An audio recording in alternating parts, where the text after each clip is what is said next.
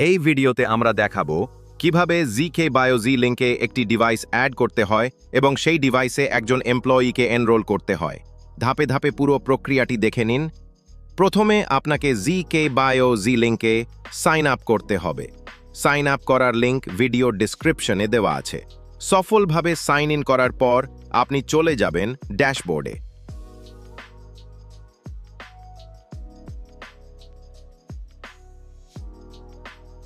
এখন আমরা ডিভাইস আইকনে ক্লিক করব।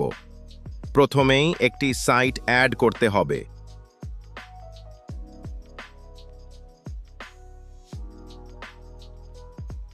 নতুন সাইটের জন্য প্রয়োজনীয় তথ্য দিয়ে সেভ করুন।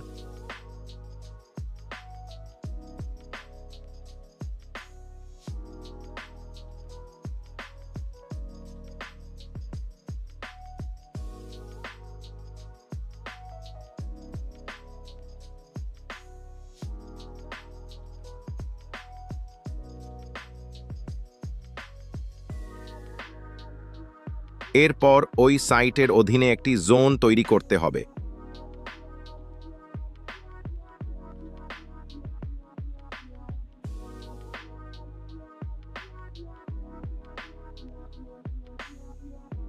এখন আমরা নতুন একটি ডিভাইস অ্যাড করব।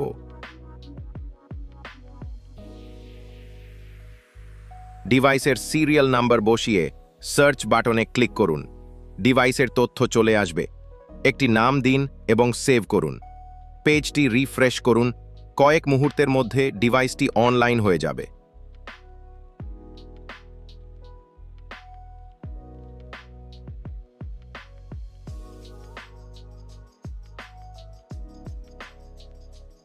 এই মুহূর্তে ডিভাইসে কোনো এমপ্লয়ি অ্যাসাইন করা নেই।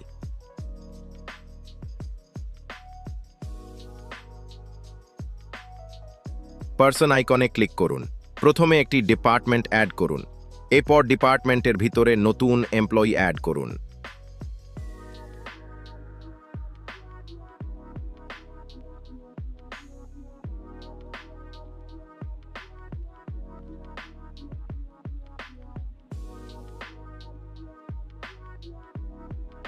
এমপ্লয়ির নাম, আইডি এবং অন্যান্য তথ্য পূরণ করে সেভ করুন। এখন নিশ্চিত করুন যে আপনি যে ডিভাইস অ্যাড করেছেন সেটি আপনার আগে তৈরি করা সাইট এবং জোনের অধীনে ঠিকভাবে অ্যাসাইন করা আছে।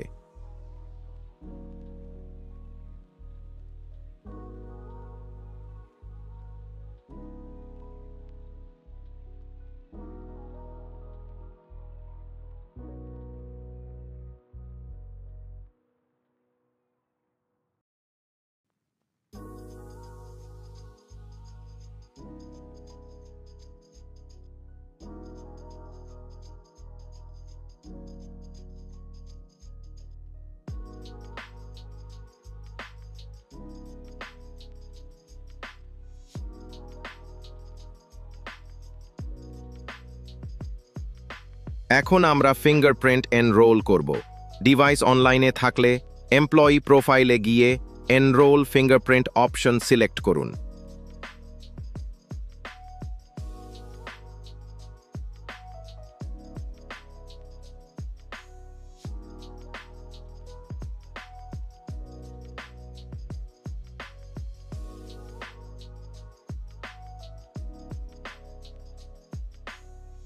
এরপর ডিভাইসে ফিঙ্গারপ্রিন্ট রেজিস্ট্রেশন শুরু হবে।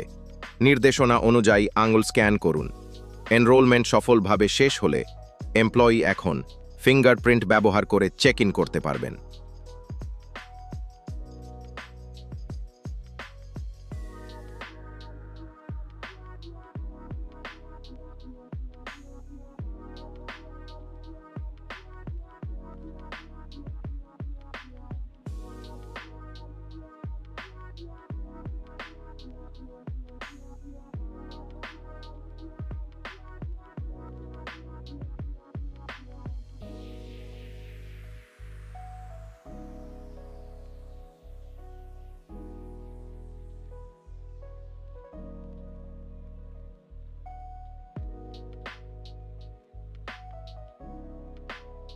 আপনি এখন রিপোর্ট সেকশনে গিয়ে উপস্থিতির রিপোর্ট দেখতে পারবেন।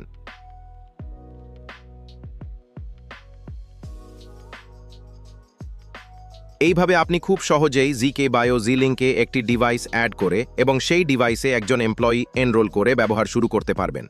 ধন্যবাদ ভিডিওটি দেখার জন্য।